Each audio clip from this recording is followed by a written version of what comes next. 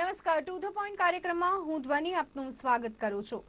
દર્શક મિત્રો, ઉનાળાની શરૂઆત તો સમય પ્રમાણે થઈ છે, પરંતુ જે ગરમી છે એ કદાચ જે મહિનામાં થવું જોઈએ ગરમીનો તેનાથી વધારે ગરમીનો અનુભવ આપણને થઈ રહ્યો છે। બિલકુલ, અત્યારે હાલની પરિસ્થિતિની જો વાત કરવામાં આવે તો અત્યારે કાળઝાળ ગરમી જોવા મળી રહી છે અને ઉપરથી હવામાન વિભાગ દ્વારા હીટ વેવની આગાહી અહીંયા કરવામાં આવી છે। ત્યારે અત્યારે હાલ બપોરના સમયે ઘરની બહાર નીકળવું એ લગભગ આપણને અશક્ય લાગતું હોય છે અને અથવા તો કાળઝાળ ગરમીમાં આપણે શેકાઈ જતા હોઈએ તેવો અનુભવ આપણે કરતા હોઈએ છીએ। ત્યારે આ સમયગાળા દરમિયાન બપોરના સમયે ઘરની બહાર ન નીકળવું જોઈએ। સાથે આપણે એ પણ જોતા હોઈએ છીએ કે આ સમય દરમિયાન લૂ લાગવાનું પ્રમાણ વધારે જોવા મળતું હોય છે, ચામડીના રોગોમાં પણ વધારો જોવા મળતો હોય છે, ડાયરિયા પણ વધારે પ્રમાણમાં લોકોમાં જોવા મળતા હોય છે। ત્યારે આપણે સ્વાસ્થ્યનું ધ્યાન રાખવું એ સૌથી વધારે જરૂરી બની જાય છે। બાળકો માટે શું કરવું જોઈએ, આવા તમામ મુદ્દાઓ પર આજે અમે શો લઈને આવ્યા છે। ચોક્કસ આ કાળઝાળ ગરમીમાં આ શોના માધ્યમથી આપને અહીંયા ઘણી બધી એડવાઇસ મળશે કે જેનાથી આ કાળઝાળ ગરમીથી તો અમે તમને નહીં બચાવી શકીએ, પરંતુ તેમાં રાહત આપ કેવી રીતના મેળવી શકો છો એ ડેફિનેટલી આજના શોમાંથી આપને જાણવા મળશે। અત્યારે હાલ ચર્ચામાં મારી સાથે જોડાયા છે ડોક્ટર તપન શાહ કે જેઓ પોતે ફિઝિશિયન છે, સાથે વૈદ્ય રાજેશ ઠક્કર કે જેઓ આયુર્વેદ નિષ્ણાંત છે। બંને મહેમાનોનું સ્વાગત છે।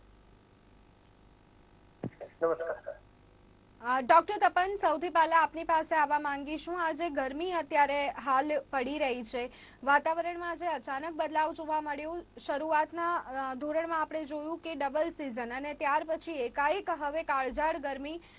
સૌથી પહેલા તબીબી દ્રષ્ટિએ આપ આ ગરમીને કેવી રીતના જોઈ રહ્યા છો? આ ગરમી આ વખતે એટલી વહેલી પડી ગઈ છે ને કે માણસો એનાથી ટેવાયેલા નથી, એટલે ટેમ્પરેચર ડિફરન્સ જે સડનલી વધી ગયો છે ને એને કારણે આપ જુઓ તો મજૂરોમાં, સિનિયર સિટીઝનોમાં અને બાળકોમાં હીટ સહન ના થવાને કારણે થતા કોમ્પ્લિકેશન અચાનક વધી ગયા છે। એટલે આપ જુઓ તો આમ હવે કોરોનામાંથી માણસો જાણે મુક્તિનો અહેસાસ કરતા હોય ને એવો સમય છે, એટલે લોકો માટે બહાર આવવાની, બહાર નીકળવાની હવે ઓપોર્ચ્યુનિટી છે, પણ ગરમીને કારણે એ લોકોમાં હીટ એક્ઝોશન, હીટ હાઇપરપેરેક્સિયા અને હીટ સ્ટ્રોક આ ત્રણેય વસ્તુના કેસ છેલ્લા થોડા દિવસોથી ખૂબ જ ઝડપથી વધી રહ્યા છે। અને પ્લસ જે વાયરસજન્ય રોગો છે, ફૂડ પોઈઝનિંગના ને એવા, અને પ્લસ જે પીવાના પાણી પ્રદૂષિત હોય એના કારણે જે થતા રોગો છે, જેમ કે ડાયરિયા અને જોન્ડિસ, આ બંનેના કેસોમાં પણ ધ્વનિ અનેક ગણો ઝડપથી વધારો થઈ રહ્યો હોય એવું છે। હવે આ જે ગરમી છે ને એનાથી માણસો બચવા માટેના પગલા લેતા હોય, પણ એ મે મહિનામાં લેતા હોય, અને આ વખતે એ ગરમી એપ્રિલ મહિનાથી જ એટલી બધી વધી ગઈ છે। એટલે એપ્રિલ મહિનામાં સડનલી જે ટેમ્પરેચર 40 કે 40 પ્લસ ગયું છે, જેને કારણે વધારો થઈ રહ્યો છે। બિલકુલ રાજેશભાઈ, આપની પાસે આવવા માંગીશ। ઋતુચક્રની દ્રષ્ટિએ જો વાત કરીએ તો આ જે ગરમી અત્યારે હાલ વહેલી પડી રહી છે અને કાળઝાળ પડી રહી છે, આયુર્વેદની દ્રષ્ટિએ કેવી રીતના જોઈ રહ્યા છો? હા, તપનભાઈ જે વાત કરી ને કે આ એવું લાગે આપણને કે સમયનું ચક્ર જે છે ને એ હોય ને એવું લાગે। અચાનક જ ઠંડી હતી, એક ફેબ્રુઆરીના એન્ડ અને માર્ચની શરૂઆત સુધી એવું હતું, અને અચાનક જે પરિવર્તન આવ્યું છે, હકીકત જોવા જઈએ ને તો ઋતુચક્ર પ્રમાણે જે 6 ઋતુઓ હોય છે આયુર્વેદના શાસ્ત્રોમાં લખ્યા પ્રમાણે, તો હજી વસંત ઋતુ ચાલે। વસંત ઋતુમાં આટલી બધી ઉગ્ર પણ છતાંય ગ્રીષ્મ ઋતુનો અહેસાસ કરાવે છે કે 42 ડિગ્રીને ટચ કરી અને 43 ડિગ્રી સુધી પણ ટચ કરીને પાછા પડ્યા છીએ। તો આ જે છે એ ગરમી વહેલી શરૂ થઈ છે, તો આપણે એના આગોતરું આયોજન પણ વહેલું કરવું જોઈએ। આપણે બધી રીતે ખાસ જોવાનું છે કે કપડાનું, આપણી લાઈફસ્ટાઈલનું, જીવન પદ્ધતિમાં બધામાં ફેરફાર કરવો જોઈએ। શક્ય બને ત્યાં સુધી હવે પછીના જે 2 મહિના છે તો એમાં સુતરાઉ કપડાં, વધારે કોટન કપડાં આપણે પસંદ કરવા, સિન્થેટિક હોય કે જેમાં પરસેવો ન શોષાઈ શકતો હોય તો એવા કપડાઓ ઓછા પહેરવા જોઈએ। જીન્સ વગેરે જે છે એ પ્યોર કોટન ના હોય તો ઠીક છે, બાકી શક્ય બને તો જીન્સ પણ ઓછા પહેરાય।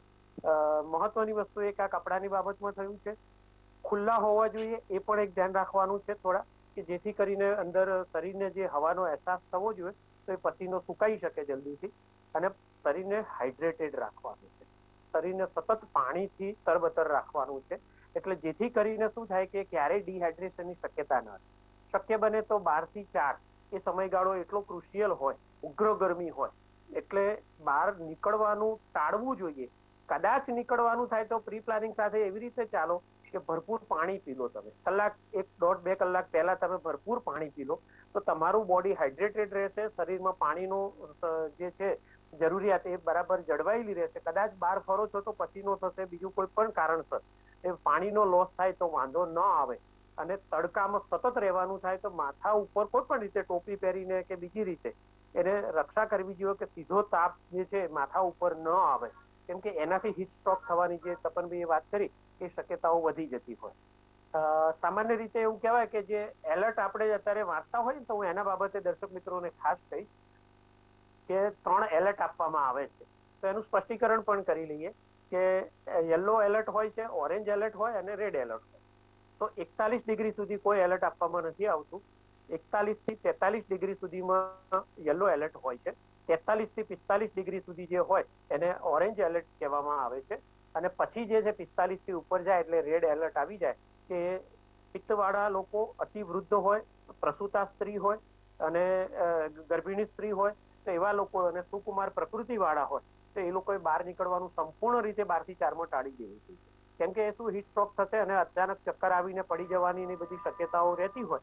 તો આ ખાસ ધ્યાન રાખવાનું છે. પાણી પૂરતા પ્રમાણમાં પીવાનું, કપડાનું ધ્યાન રાખવાનું છે અને ખોરાકમાં સ્પાઇસી ફૂડનો ત્યાગ કરવાનો છે. અને રૂટીન આપણે સારામાં જે ફૂડ હોય, સામાન્ય ફૂડ છે એ લેવાનું છે. અને લગભગ આપણે સોલિડ ફૂડ અને લિક્વિડ એ લગભગ આપણે 75 સોલિડ ફૂડ હોય ને 20% કે તો એ રેશિયો બદલવાનો, 60-40 નો રેશિયો કરવાનો છે. એટલે દાળ, છાશ, પાણી, જ્યુસ, ફળોના રસ એ બધું જે છે એ 40-45% સુધી કરી દેવાનું છે. અને સોલિડ ફૂડ છે 50 થી 55% સુધી એને મર્યાદિત કરવાનું છે. તો આટલું કરવાથી પણ ઘણો સારો ફાયદો થઈ શકે. ડોક્ટર તપન, આપની પાસે આવવા માંગીશ. ખાસ કરી અને સામાન્ય રીતે આપણે જ્યારે આ એકદમ ગરમી વધતી હોય છે, ગરમી તાપમાનમાં જ્યારે એકદમ વધારો આવતો હોય છે ત્યારે શરીરમાં કેવા અને કયા કયા પરિવર્તનો જોવા મળતા હોય છે? આ બહુ જ સારો સવાલ છે કે જ્યારે ટેમ્પરેચરનું એક્સપોઝર થતું હોય ત્યારે ઘણીવાર આપણા શરીરનું પણ ટેમ્પરેચર વધી જવું, ડિહાઇડ્રેશન થઈ જવું, પરસેવો પુષ્કળ પ્રમાણમાં થવો, ધબકારા વધી જવા, ઘણીવાર માણસોના સ્વભાવમાં પરિવર્તન આવવું, જેમ કે સ્વભાવ થોડો ચીડિયો થઈ જવો, થાક લાગવો, માથું દુખવું અને ડાયરિયા થવા. આ તમામ વસ્તુના લક્ષણો શરીર જ્યારે વધારે ટેમ્પરેચરથી એક્સપોઝરમાં આવે ત્યારે થઈ શકતું હોય છે. બરાબર.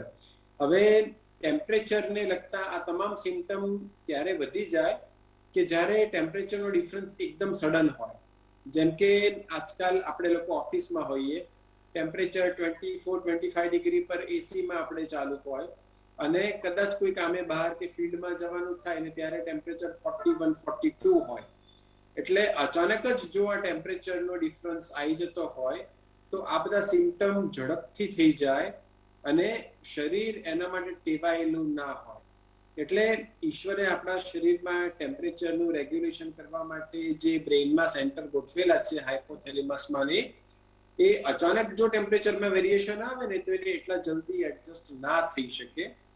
ઘણીવાર ટેમ્પરેચરનું જે રેગ્યુલેશન હોય એના સિસ્ટમની ફેલિયર બી થઈ જાય અને એવું થાય તો માણસને હાઇપર પાયરેક્સિયા થઈ જાય, એટલે એકદમ જ પુષ્કળ તાવ ચડી જાય એવું થાય, જેને આપણે ગુજરાતીમાં લૂ લાગી જવી કહેતા હોઈએ છીએ. એટલે આવા કેસમાં શરીરને ટેમ્પરેચર રેગ્યુલેટ કરવા માટેનો પૂરતો સમય મળી રહે ને એ બહુ જ આવશ્યક છે. એટલે આપણે જ્યારે બી ટેમ્પરેચર ચેન્જ થવાનું હોય એ ટ્રાન્ઝિશન થોડું ગ્રેજ્યુઅલ, એટલે થોડું ધીરે ધીરે થાય એવો પ્રયત્ન કરવો જોઈએ. અને જ્યારે બી આ રીતે ટેમ્પરેચર બદલાવાનું હોય ત્યારે આપણે થોડી વાર એસીમાંથી બહાર આવી અને નોર્મલ વાતાવરણમાં રહીએ, પુષ્કળ પ્રમાણમાં આપણે પ્રવાહી લેતા રહીએ અને જ્યારે બી બહાર જવાનું થાય ત્યારે ગરમીથી બચવા માટેના જે બી સ્ટેપ આપણે લઈ શકીએ છીએ, જેટલી વસ્તુ આપણા હાથમાં છે, જેમ કે ઘણીવાર આપણે અમ્બ્રેલાનો યુઝ કરી શકીએ, કોટનના કપડાનો યુઝ કરી શકીએ, પુષ્કળ પ્રવાહી પહેલેથી લઈ શકીએ ઓર પ્રવાહી જોડે રાખી શકીએ, અને બને એટલું કામ કોઈ શેડમાં કરવાનું રાખીએ. જો આટલી વસ્તુઓ કરીએ તો શરીરને ટેમ્પરેચરમાં થતા સડન ફેરફારથી આપણે બચાવી શકીએ એમ છીએ જ બની. જી બિલકુલ. રાજેશભાઈ, આપની પાસે આવવા માંગીશ. કદાચ સમય એવો છે ત્યારે બપોરના સમયે જો બહાર નીકળવાનું થાય તો કઈ કઈ બાબતોનું ધ્યાન ખાસ આપણે રાખવું જોઈએ, અથવા તો અહીંયા પ્રિકોશન રૂપે કયા પગલાં લેવા જોઈએ અને ત્યાર પછી આપણે ઘરની બહાર નીકળવું જોઈએ? હા, બહુ સારી વાત છે કે આપણે શરીરને હાઇડ્રેટેડ રાખવાનું છે. આપણે વાત થઈ છે કદાચ બહાર નીકળવાનું થાય અને વધારે સમય સુધી નીકળવાનું થાય છે તો એક પાણીની બોટલ તો હંમેશા સાથે રાખી શકીએ છીએ. પણ એમાં વિશેષ કરીને હું કહું કે જેમ લીંબુ શરબત પીતા હોઈએ ને એવી રીતે આમળાનું શરબત બનાવીને લેવાનું છે. 1 લીટરની બોટલ હોય તો લગભગ અંદાજે 4 થી 6 ચમચી જેટલું અંદર આમળાનો રસ નાખેલો હોય, થોડી સાકર અને મીઠું પણ નાખેલું હોય ને એવું જે શરબત તૈયાર થયું હોય તો પાણી પણ જાય છે અને સાથે વિટામિન સી અને સાથે સાથે ક્ષાર સ્વરૂપે, એટલે કેમ કે પછીનો વધારે થશે ને તો શરીરના ક્ષારોનો પણ લોસ થતો હોય અને એ શરીરમાં તમને ખૂબ થાકની અનુભૂતિ કરાવે. તો એ સોલ્ટ જો એટલા પ્રમાણમાં જશે તો શરીરના ક્ષારો પણ જળવાયેલા રહેશે અને તમને શક્તિની અનુભૂતિ થશે. શુગર પણ હશે, એ પણ તત્કાલ શક્તિદાયક આપે છે. તો એવી રીતે તમે મેનેજ કરી શકો છો. સાથે સાથે ખોરાકમાં જે છે આપણે વાત થઈ કે આપણી જે થાળી હોય એની અંદર જે મેનેજમેન્ટ કરવાનું છે તો અત્યારે 2 ફળ બહુ જ સારા આવે છે. એક શક્કરટેટી છે અને તરબૂચ છે. શેરડીનો રસ પણ મળતો હોય છે, કેરીનો રસ મળતો હોય તો આ બધા તો લઈ શકાય છે. પણ શક્કરટેટી અને તરબૂચ જે છે બંનેમાં સારામાં સારું લિક્વિડ પણ છે, પિત્તને પણ ઓછું કરે છે અને સાથે એટલે ગરમીની સામે શરીર ટકી શકે એવા ઠંડા દ્રવ્યો અંદર ઘણા છે અને સાથે ક્ષારો પણ અંદર જોવા મળે છે. એટલે એ આપણને પસીનો થતો હોય તો એનું પણ બેલેન્સ કરાવી આપે છે. મહત્વની બીજી એક વસ્તુ કહું કે ગુલકંદનું સેવન અત્યારે વધારે કરવું. કેમ કે પિત્તવાળા હશે ને તો કદાચ બહુ ગરમીમાં રહેવાથી અને પેટમાં કે છાતીમાં બળતરા પણ થાય. કદાચ ન થતી હોય તો પણ તમે એ લેશો તો ગરમીનો સહન કરવાની ક્ષમતા, તમારી ચામડીની જે ક્ષમતા જે છે ને એને વધારી આપે છે. તો દરરોજ ભોજનમાં આપણે જેમ છુંદો કે અથાણું ખાતા હોઈએ એવી રીતે ગુલકંદ 1 થી 2 ચમચી જેટલું લેવાનું છે અને રોટલી ને શાકની સાથે દરેક પટકા સાથે આંગળી ઉપર થોડું થોડું લઈ અને જો ચાટીને લઈએ એ રીતે તો એ પણ બહુ સારું થઈ શકે છે. એક સરસ મજાનું શરબત પણ બનાવી શકાય. સવારે, બપોર, સાંજ, દિવસમાં 2-3 વખત લઈ શકાય. વરિયાળી છે, ધાણા છે, સાકર છે, આ બધી વસ્તુઓ હોય અને સૂકી કાળી દ્રાક્ષ છે. બધું થોડું થોડું અડધી ચમચી લીધું હોય ને એમાં સૂકી કાળી દ્રાક્ષ જે છે એ અંદાજે લગભગ 15 થી 20 દાણા હોય. માટીની કુલડીમાં પલાળવાની વાત છે. માટીની કુલડીમાં પલાળવાથી કુદરતી ઠંડક આવશે અને 2-3 કલાક સુધી પલાળવાનું અને અડધો કલાક થાય એટલે 1-2 વખત મસળતા રહેવાનું તો સરસ એનું સત્વ આવે અને જે સત્વ આવે છે એનું જે શરબત છે ગાળી અને પીધું હોય બહુ જ સારી ઠંડક રહે છે. છેલ્લી એક વાત કે જે તપનભાઈએ કીધું કે આયુર્વેદમાં છે ને એને વ્યતિક્રમ શબ્દ વાપરે છે. વ્યતિક્રમ એટલે શું કે અતિ ઉષ્ણમાંથી શીતમાં જવું અને અતિ શીતમાંથી અતિ ઉષ્ણ. તમે અત્યારે 18 કે 20 ડિગ્રીના શોરૂમમાં અથવા ઓફિસમાં બેઠા છો, બરાબર છે, ને બહાર નીકળો છો ત્યારે 42 ડિગ્રી ગરમી છે તો તમારું શરીર એને બેલેન્સ નહીં કરી શકે. કદાચ ચલો લૂ ન લાગે, બીજું ન થાય, પણ એલર્જી તો કરી જ શકે. કાં તો છીંકો આવતી હોય, રેસ્પિરેટરીની એલર્જી, સ્કિનની એલર્જી, એવું બધું કરી શકે. તો શું કરવાનું છે કે તમારે ઓફિસમાં બેઠા હો, તમારા હાથમાં રિમોટ કંટ્રોલ હોય એ રીતે, બરાબર છે, એવી જગ્યા હોય તો કમસે કમ તમે 10 મિનિટ કે 15 મિનિટ પહેલા એસીને બંધ કરો. શરીર ધીમે ધીમે નોર્મલ ટેમ્પરેચર પર આવી જશે એટલે તમારું શરીર 30 ડિગ્રી 35 ડિગ્રીની આસપાસ મેન્ટેન થતું થાય ને એમાંથી તમે 40માં જશો તો વાંધો નહીં આવે. પેલું 18 થી 42 કે 40માં જવું છે એ શરીર એડજસ્ટ નહીં કરી શકે.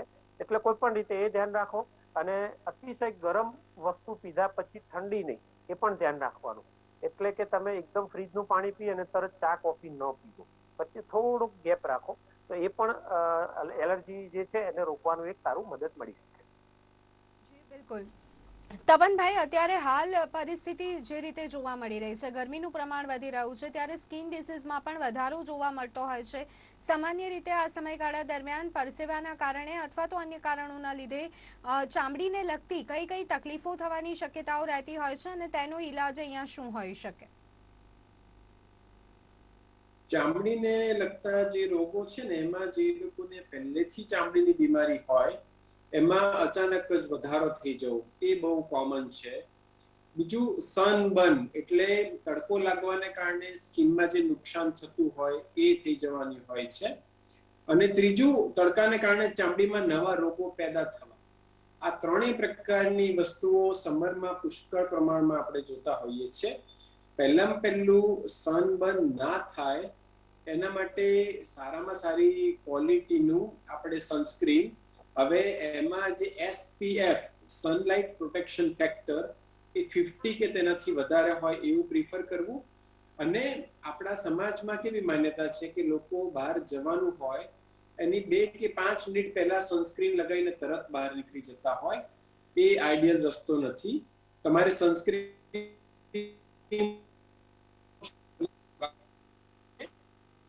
સ્કિનમાં પ્રોપર ક્વોન્ટિટીમાં એબ્સોર્બ થાય અને પછી એની અસર આપી શકે કે જેથી તમને સનબર્ન ના લાગે. બરાબર. જે લોકોને પહેલેથી કોઈ ચામડીની બીમારી છે અને તડકામાં બેસવું અનિવાર્ય છે, એવા લોકોએ પહેલેથી જ એમના ડોક્ટર સાહેબને બતાવી અને એ લોકો કહે એ પ્રમાણે ડોઝમાં કેવી રીતે ચેન્જ કરવા અને ડોક્ટર સાહેબ કે એ પ્રમાણે સીધો કે ત્રાસો જે તડકો આવતો હોય સૂર્યપ્રકાશના સમય પ્રમાણે એ પ્રમાણે લેવો. અને નોર્મલ જે આપણે પરસેવાથી બચવા માટે પગલાઓ લેતા હોઈએ છીએ, જેમ કે પુષ્કળ પ્રમાણમાં પ્રવાહી લેવા, દિવસમાં 2 અથવા તો 3 વખત પાણીથી નાહવાનું રાખવું, કપડાં દિવસમાં 2 વખત ચેન્જ કરી દેવા. જો આવું કરવાનું રાખીએ તો શરીરમાં પરસેવો કોઈ એક જગ્યાએ જમા થતો અટકી જાય અને પરસેવાને કારણે જે ફંગલ ઇન્ફેક્શન થતા હોય એની શક્યતાઓ ઘણી ઓછી થઈ જાય. વિટામિન સી અને પ્રવાહી જેમાં વધારે હોય એવો ખોરાક જો લેવામાં આવે તો આપણે પરસેવો અને ફંગસને કારણે થતી બીમારીઓમાંથી રક્ષણ મેળવી શકીએ છીએ. સો આ ત્રણ પ્રકારની બીમારીઓથી ચોક્કસ રક્ષણ મેળવી શકાયું છે જો આપણે પૂરતા પગલા લઈએ તો જ બની. રાજેશભાઈ, આયુર્વેદની દ્રષ્ટિએ માં કંઈ એડ કરવા માંગશો કે કેમ? ખાસ કરી અને જે આપણે પાણીથી નાતા હોઈએ છીએ તેમાં કોઈ દ્રવ્ય એડ કરવાથી અહીંયા આપણને ફાયદો થઈ શકે છે કે કેમ? ચોક્કસ. એટલે પહેલી વાત એ કે ઉનાળામાં પસીનો વધારે થતો હોય અને એ કેટલાક પાર્ટ છે, અંડર આર્મ્સ છે, પ્રાઇવેટ પાર્ટની આજુબાજુનો ગ્રોઈન પાર્ટ હોય, એબ્ડોમિનલ કે વેસ્ટનો જે પાર્ટ છે, તો ત્યાં પસીનો વધારે થતો હોય છે અને આપણે જ્યારે આખા દિવસ વર્કિંગ કામમાં હોઈએ તો પસીનો ન સુકાય તો ફંગલ ડિસીઝ થવાની શક્યતા વધે. આયુર્વેદમાં એને ક્લેદ કહેવામાં આવે છે. ક્લેદ એકદમ ભીનાપણું, જ્યાં ભીનું હોય ત્યાં ફંગસ તરત જ વધે, ગ્રોથ હશે, એકદમ ફાસ્ટ ગ્રોથ હશે. તો દિવસમાં 2 વખત એક તો સ્નાન કરવાનું, બીજું એક છે શરીરને કોરું કરવાનું. બહુ મહત્વની સૂચના. ફંગલ ડિસીઝથી બચવું હોય ને તો દર 12 કલાકે થોડી રૂમમાં 5-10 મિનિટની પ્રાઇવસી રાખી અને તમે શરીરને એકદમ સૂકું કરી નાખો, સૂકું થવા દો એને. એટલા માટે શું થશે કે જે પસીનો છે ને, એટલે કોઈ પણ ફંગસની કોલોની હોય ને એને એમને જ કેટલીક કોલોનીની તો મરવું જ પડે. એટલે જેટલું સૂકાપણું થાય, ભીનાશ હશે ત્યાં તરત ફંગસ વધશે.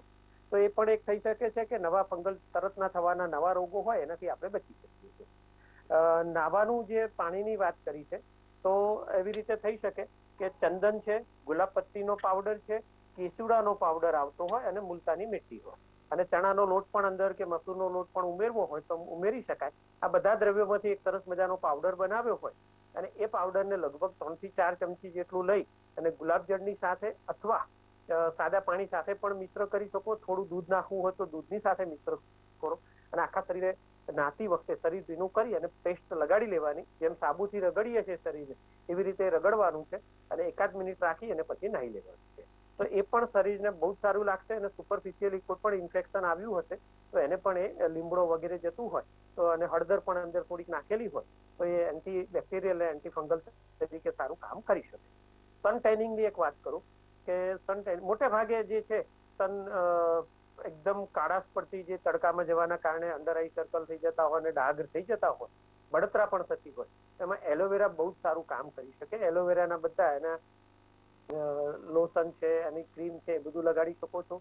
એલોવેરાનો તાજો પલ્પ હોય કોઈના ઘરે હોય તો એનાથી પણ લઈ અને તમે ફેસ ઉપર લગાડશો. સહેજ ચિકાસ જેવું શરૂઆતમાં લાગે છે, પછી વાંધો નથી આવતો, પણ એ પણ લગાડી શકો. અને એક ઘરે બેઠા જો પેસ્ટ બનાવવી હોય તો એને લાલ ચંદન, સફેદ ચંદન અને એની સાથે સાથે એક સીમડાના કાંટાનો પાવડર આપતો હોય છે. એટલે સીમડાના કાંટા જો મળી શકે તો એ લઈ શકાય અને એને ગુલાબજળની સાથે મિશ્ર કરી અને થોડીક મસૂરનો લોટ પણ ઉમેર્યો હોય તો એને ફેસ પેક તરીકે પણ લગાડી શકો.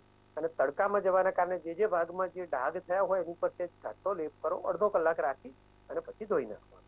આનાથી બહુ સારી રીતે જે સન ટેનિંગ થયું હોય કાળાશનું, તો એમાં ફાયદો તરત આપણને થવાનું લગભગ 3 થી 7 દિવસમાં સુધારો આવવાનું શરૂ થઈ જતું હોય. જી બિલકુલ, એટલે અહીંયા આ નાની નાની પરંતુ ખૂબ જ જરૂરી માહિતી આપ સુધી પહોંચાડી રહ્યા છીએ અમે.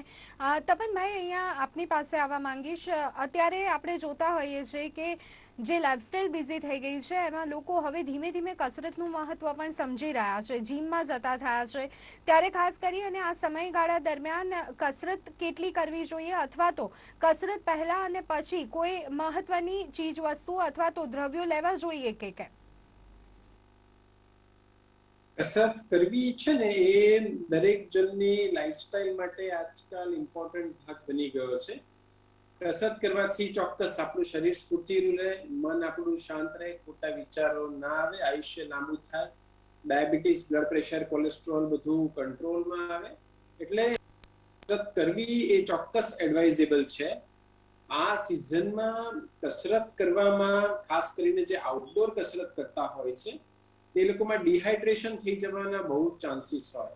જેમ કે અમે લોકો મેરેથોન કે હાફ મેરેથોન રન કરતા હોઈએ તો રનિંગમાં આટલી બધી કસરત કરવામાં આશરે લગભગ 2 લીટર જેટલો એક સાથે લોસ થઈ જાય, બરાબર? હવે એ જ લોસ જો ટેમ્પરેચર વધારે હોય તો 2.5-3 લીટર સુધી પણ જઈ શકે. એટલે આટલું બધું પાણી એક સાથે શરીરમાં ઓછું થઈ જવાને કારણે ઘણા બધા લોકોમાં અચાનક બીપી લો થઈ જવું, ચક્કર આવી જવા, બેભાન થઈ જવું, થાક લાગવું, પગમાં ક્રેમ્પ્સ આવી જવા, એ પ્રકારના લક્ષણો થતા હોય છે. એટલે જો આપને આઉટડોર એક્સરસાઇઝ કરવી હોય તો અર્લી મોર્નિંગ કરો, અને કાં તો લેટ ઇવનિંગ અથવા તો નાઇટમાં કરો કે જ્યારે ટેમ્પરેચર અરાઉન્ડ 30-35 ડિગ્રીના રેન્જમાં આવી ગયું હોય, બરાબર? હાઇડ્રેશન એ બહુ જ ઇમ્પોર્ટન્ટ વસ્તુ છે. આપ કસરત કરતા પહેલા ઓછામાં ઓછું 1 લીટર જેટલું એક્સ્ટ્રા પાણી પીવો, અને કસરત કરતી વખતે પણ વચ્ચે વચ્ચે પાણીના સીપ લેતા રહો કે જેથી ડિહાઇડ્રેશન ના થાય. અને આપણે કસરત કરતી વખતે કોઈ બી સમયે એવું લાગે કે મને તાવ ચડી રહ્યો છે, ચક્કર આવી રહ્યા છે, માથું દુખી રહ્યું છે, ક્રેમ્પ્સ આવી રહ્યા છે, તો તરત જ અટકી જાઓ, ટેમ્પરેચર અને બ્લડ પ્રેશર માપો, અને પછી જરૂર લાગે તો આપણા ડોક્ટર સાહેબની સલાહ લો. હવે ઇન્ડોર જે એક્સરસાઇઝ છે કે જે તમે કંટ્રોલ્ડ ટેમ્પરેચર, જેમ કે તમે જીમમાં કરો છો, તો કંટ્રોલ ટેમ્પરેચર વાળા વાતાવરણમાં આપ જે નોર્મલ કન્ડિશનમાં જે પ્રિકોશન લેતા હો એ જ આપણે કરવાના છે. જ્યારે એક્સરસાઇઝ કરીને આપ બહાર નીકળો છો ત્યારે અગેન પુષ્કળ પ્રમાણમાં પ્રવાહી લેવાના છે. ત્રીજી પ્રકારની કસરત છે કે સ્વિમિંગ, કે ખાસ કરીને ઉનાળો વધારે હોય ત્યારે સ્વિમિંગ પુલનો પુષ્કળ ઉપયોગ કરતા હોય છે. તો સ્વિમિંગ માટે જે બેઝિક આપણી ડિસિપ્લિન, શાવર લઈ લેવા, જો કોઈ પણ દર્દીને કોઈ પણ પ્રકારના ઇન્ફેક્શિયસ ડિસીઝના લક્ષણો હોય, જેમ કે શરદી ખાંસી થઈ હોય કે ડાયરિયા થયા હોય, તો સ્વિમિંગ અને સ્વિમિંગ પુલમાં પ્રોપર ક્લોરિનેશન અને હાઇજીનેશન એ બી મેન્ટેન થાય છે કે નહીં એનો ચોક્કસ પ્રમાણે આપણે ખાતરી લેવી જોઈએ. અને જે તે મેનેજમેન્ટ હોય એ લોકો જોડે પણ આપણે રિક્વેસ્ટ કરવી જોઈએ કે ચોકસાઈ રાખે કે અહીંયા પ્રોપર હાઇજીન મેન્ટેન થાય છે. આટલી વસ્તુઓ એક્સરસાઇઝ ચોક્કસ આપણા જીવનનો એક ઇમ્પોર્ટન્ટ ભાગ છે, પણ જો પ્રોપર પ્રિકોશન રાખીએ તો આમાં એક્સરસાઇઝને કારણે થતા નુકસાનોથી આપણે અટકી શકીશું. જી બિલકુલ, એટલે અત્યારે હાલ કાળઝાળ ગરમી પડી રહી છે ત્યારે સાથે સ્વાસ્થ્યનું પણ ધ્યાન રાખવું એટલું જ જરૂરી બની જાય છે. રાજેશભાઈ, અત્યારે આ સમયગાળા દરમિયાન બાળકો માટે આપ ખાસ શું એડવાઇસ કરવા માંગશો? બાળકોને છે ને એક લિક્વિડ નું પ્રમાણ વધારે આપવાની ભલામણ કરું છું. એટલે બધા ફળોના જે જ્યુસ, અત્યારે સિઝનલ ફ્રૂટ્સ બધા મળે છે, તો એના ફ્રૂટ જ્યુસ છે વધારે પ્રમાણમાં આપવા જોઈએ. કદાચ એવું બની શકે કે એક ટાઈમ જે છે ફક્ત ફળ માટે, ફ્રૂટ્સ માટે પણ રાખ્યું હોય સાંજનું કે એવી રીતનું, તો પણ નહીં રાખી શકાય છે. ખાસ કરીને બહુ સ્પાઇસી અને મેદાની, કેમ કે બાળકો જે છે ને એ બ્રેડ, પાઉં વગેરેનું એનું પ્રમાણ વધારે હોય અને જીદ કરતા હોય, તો શક્ય બને ત્યાં સુધી મેદો જે છે ને એ પચવામાં ભારે પડતો હોય. અને સાથે સાથે સ્વીટ્સ છે, એ સ્વીટ્સ પણ અત્યારે હાલ ઉનાળામાં તમારો અગ્નિ થોડો મંદ થતો હોય, એટલે એ સ્વીટ્સ અને મેદાની આઈટમ બાળકોને ઓછી આપો, ન આપો તો વધારે સારું છે. નાવાનું એમના માટે, જે મોટા લોકો માટે છે, એ એમને પણ ધ્યાન રાખવાનું કે એમને કોટનના જ કપડાને પહેરાવવાનું છે, 2 વખત બાથ લીવડાવવાનું છે, અને જે સ્નાન પાવડરની આપણે વાત થઈ હતી તે બાળકોને પણ એ વાપરવો જોઈએ, એટલું ખાસ ધ્યાન રાખી શકાય. અને સાથે સાથે એક શંખપુષ્પી જે આવે છે, તો એ શંખપુષ્પી જે છે ને એ આ દરમિયાન એનું સિરપ પણ આવતી હોય છે, એનો પાવડર પણ લઈ શકાય. બ્રાહ્મી અને શંખપુષ્પી બંને સાથે વાપરવું હોય તો વાપરી શકાય. કેમ કે ઉનાળામાં જે છે ને ઇન જનરલ બ્રેઇનને એટલે નોર્મલ રાખવું એ વધારે સારું હોય, કેમ કે એમને પણ ઘરમાં હોય તો પણ તમને ગરમીની અનુભૂતિ થતી હોય, તો એ સમયે બ્રાહ્મી અને શંખપુષ્પી રાખવામાં આવે ને તો બ્રેઇનને બહુ બ્રેઇન સેલ્સને સારું રાખે. એટલે એક્ઝામની સિઝન હોય અત્યારે મોટે ભાગે માર્ચ, એપ્રિલ, મે મહિના સુધી મોટા ભાગના કોલેજના સ્ટુડન્ટ કે બીજા હોય તો એને ચાલતું હોય તો બ્રાહ્મી અને શંખપુષ્પી જે છે એ ઘી સાકર સાથે જો લેવામાં આવે તો કોન્સન્ટ્રેશન પણ સારું થાય, મગજ પણ ઠંડુ રહે છે, અને ગરમીનો પ્રતિકાર કરવા માટેની જે આપણા થર્મલ રેગ્યુલેશનની જે બોડીની જે મેનેજમેન્ટ છે એ બહુ સારી રીતે મેનેજ થઈ શકે. જી બિલકુલ. તો દર્શક મિત્રો, આગ દઝાડતી ગરમીમાં કઈ રીતે આપણે રાહત મેળવી શકીએ છીએ તેની પર હાલ આપણે ચર્ચા કરી. બંને જે મહેમાનો અમારી સાથે જોડાયા હતા તેમનો ખૂબ ખૂબ આભાર. તો દર્શક મિત્રો, ટુ ધ પોઈન્ટ કાર્યક્રમમાં અત્યારે બસ આટલું. રજા આપશો. નમસ્કાર.